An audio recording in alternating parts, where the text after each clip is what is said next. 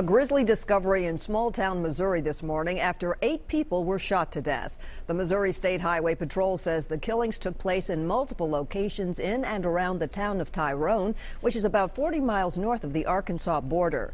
The 36-year-old suspect was found dead nearby from an apparent self-inflicted gunshot wound. Investigators are still poring over evidence to determine a possible motive for the killings and any connections between the shooter and the victims.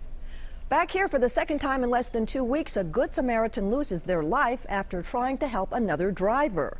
The latest incident happened on I-24 in Coffee County. We're told 44-year-old Tracy Hollander slowed down to help a motorist stopped in the median yesterday morning. A tractor trailer behind her was not able to stop in time and slammed into her car. She died at the scene. Her passenger, 20-year-old Anthony Hollander, was injured in the crash.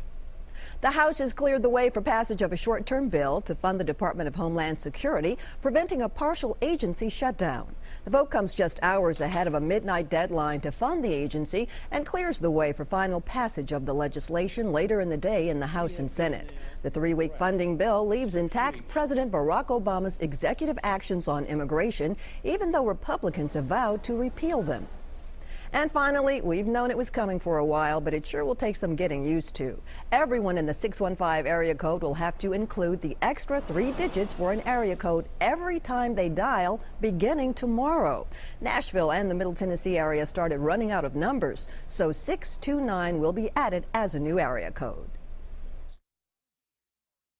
Physically, you're running out of numbers because, years ago you may have had 1 number in the household. Now, you may still have a landline phone, but there may be 3 or 4 cell phone numbers in the house. You have a work phone.